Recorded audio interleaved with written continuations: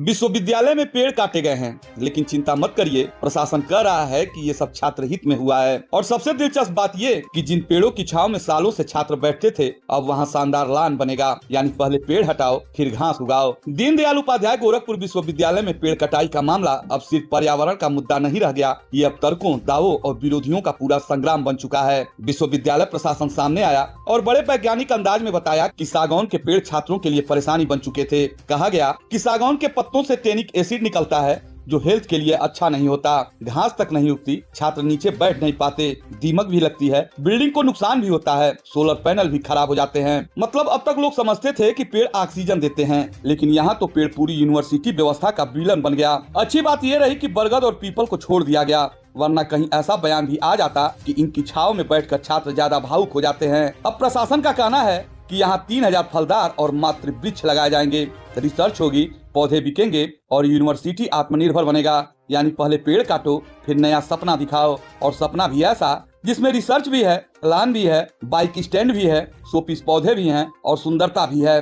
बस एक चीज गायब है, वो है पुराने पेड़ों की खामोश मौजूदगी। अब जरा इस पूरे घटनाक्रम का दूसरा पक्ष भी सुन लीजिए। जैसे ही पेड़ कटाई की खबर फैली, छात्रों और छात्र संगठन के कार्यकर्ताओं का गुस्सा फूट पड़ा। विश्वविद्यालय के मेन गेट पर प्रदर्शन शुरू हुआ, प्रशासनिक भवन के नीचे धरना लगा और माहौल ऐसा हो गया कि कुलपति प्रोफेसर पूनम टंडन को खुद छात्रों के बीच पहुंचना पड़ा। करीब 2 घंटे तक बातचीत चली। छात्रों ने साफ कहा कि पेड़ कटाई तुरंत रोकी जाए, कटे पेड़ों की गिनती बताई जाए, अगर तय संख्या से ज्यादा पेड़ कटे हैं तो कार्रवाई की जाए और छात्रावास के मुद्दों पर भी जवाब दिया जाए। यहाँ सवाल सिर्फ पेड़ों का नहीं, सवाल भरोसे का भी है, क्योंकि जब छात्र वर्षों पुराने पेड़ों को गिरते देखते हैं और उसी समय उन्हें बताया जाता है कि ये सब हरियाली बढ़ाने के लिए हो रहा है, तो भ्रम पैदा होना तय है। एक तरफ मियावाकी फॉरेस्ट का दावा, चंदन वाटिका, योग वाटिका और 2 किलोमीटर सड़क किनारे पाम और फाइकस लगाने की योजना, और दूसरी तरफ कटते पेड़ों की तस्वीरें। आज यही विरोधाभास अब बहस का कारण बन गया है। क्या हरियाली का मतलब सिर्फ पौधा लगाना है, और क्या विकास का पहला कदम हमेशा पुरानी छाव को हटाना ही होगा? ये सवाल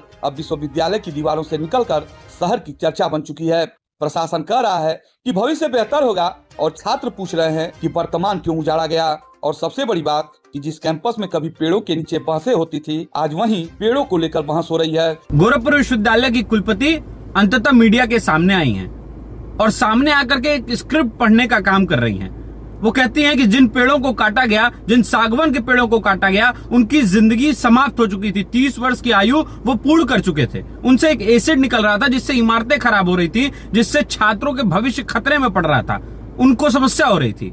हम विश्वविद्यालय की कुलपति से पूछना चाहते हैं कि अब आप बात कर रही हैं ग्रीन कॉरिडोर बनाने की, आप 3000 फलदार वृक्ष लगाने की बात कर रही हैं, क्यों आखिर में 1192 पेड़ों को काटने का आपने निर्णय लिया? उससे क्योंकि आप मोटा पैसा बना रही थी, और मोटा पैसा बनाने के चक्कर में अब जब चारों तरफ से दबाव बनता दिख रहा है, जब सवालों के घेरे में आप आ रही हैं, तो आपको मजबूरन कहना पड़ रहा है कि आप 3000 वृक्ष लगाने जा रही हैं, आप ग्रीन कॉरिडोर बनाने जा रही हैं, और आप ईवी चार्जिंग स्टेशन बनाएंगी, नकली घास लगाएंगी। इस सब की आवश्यकता नहीं थी।